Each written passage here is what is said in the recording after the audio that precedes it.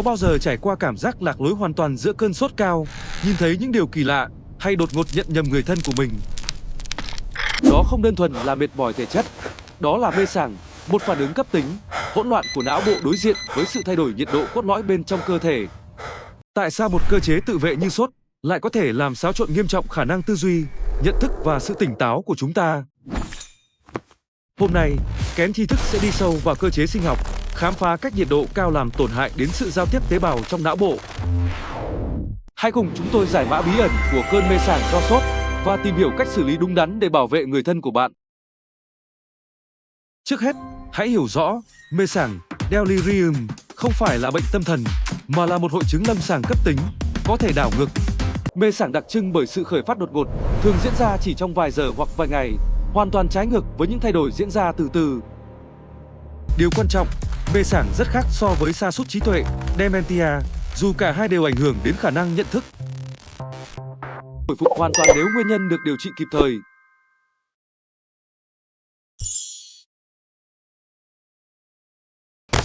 Triệu chứng cốt lõi của mê sảng là sự giảm chú ý và sự biến động trong mức độ tỉnh táo của người bệnh.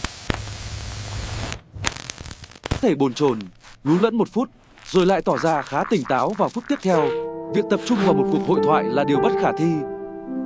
Khả năng tư duy tổ chức và trí nhớ ngắn hạn bị suy giảm nghiêm trọng.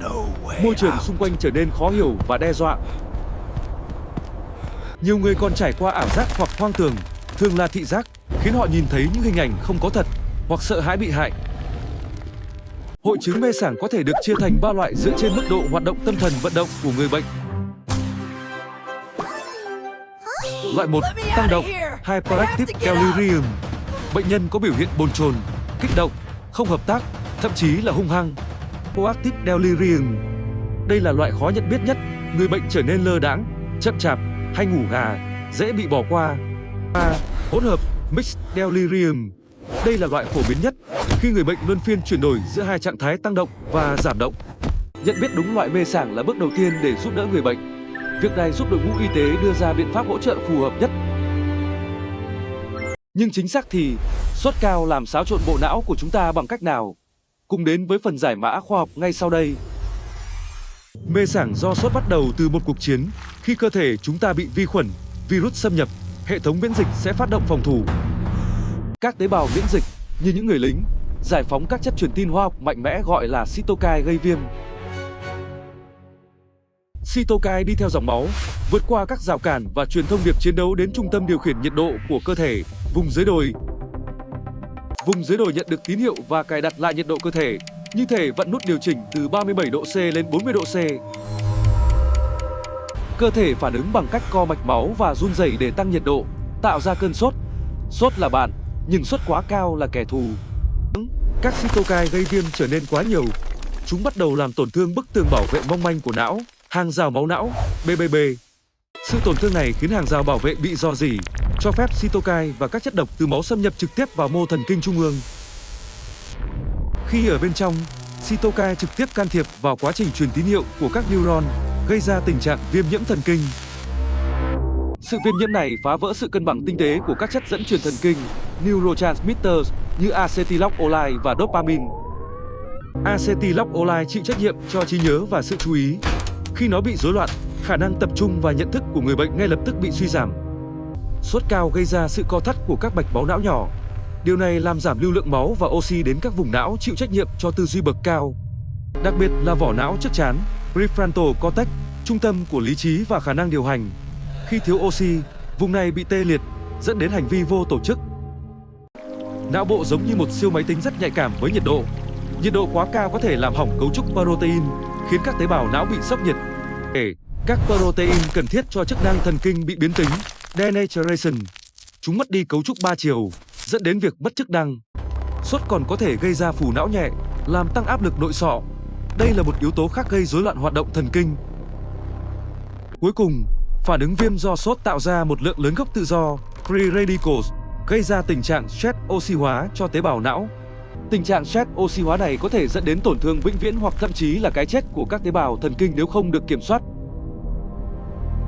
Chính sự kết hợp của viêm thần kinh, rối loạn chất dẫn truyền và thiếu oxy là nguyên nhân trực tiếp gây ra những ảo giác, hoang tưởng của cơn mê sảng. não bộ đang cố gắng hoạt động trong điều kiện thiếu thốn và bị tấn công. Các tín hiệu điện trở nên nhiễu loạn, dẫn đến hành vi không kiểm soát.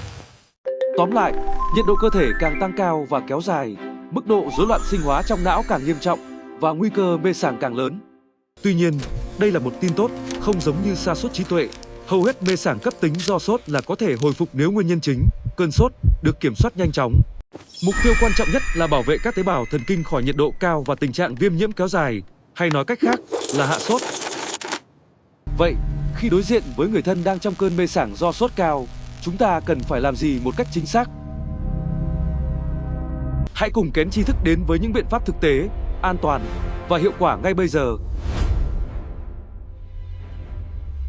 Khi người thân có dấu hiệu mê sảng do sốt, nguyên tắc đầu tiên và quan trọng nhất là giữ bình tĩnh và không hoảng sợ. Hãy ngay lập tức tạo ra một môi trường an toàn và yên tĩnh.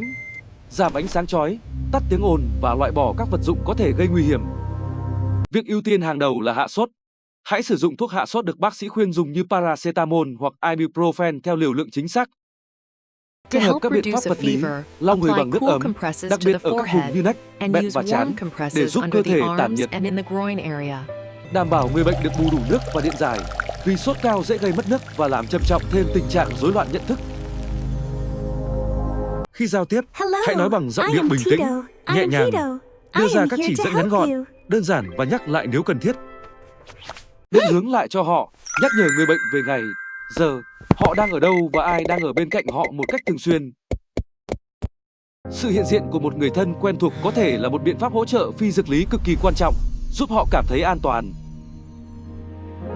Cần nhận biết các dấu hiệu nguy hiểm cần can thiệp y tế khẩn cấp, bao gồm khó thở, đau ngực, co giật hoặc huyết áp tụt. Nếu người bệnh rơi vào tình trạng lơ mơ sâu, không phản ứng hoặc sốt không thể kiểm soát, hãy gọi cấp cứu ngay lập tức. Tránh tuyệt đối việc tự ý cho người bệnh dùng các loại thuốc an thần, thuốc ngủ hoặc bất kỳ loại thuốc nào không được bác sĩ chỉ định. Ghi chép chi tiết về nhiệt độ, thời điểm khởi phát mê sảng và các hành vi cụ thể của người bệnh để cung cấp cho đội ngũ y tế. Hãy nhớ rằng, mê sảng do sốt cao thường là trạng thái có thể hồi phục hoàn toàn. Sự chăm sóc đúng cách là yếu tố quyết định. Việc hiểu rõ mê sảng là gì giúp chúng ta nhìn nhận vấn đề một cách khoa học, thay vì hoang mang và lo sợ.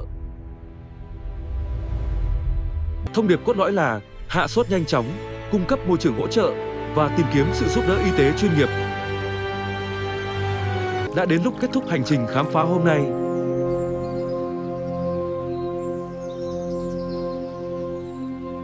Chúng ta đã đi từ một cơn sốt đơn thuần đến sự hỗn loạn của các cytokine, sự rò rỉ của hàng rào máu não và sự rối loạn của các chất dẫn truyền thần kinh.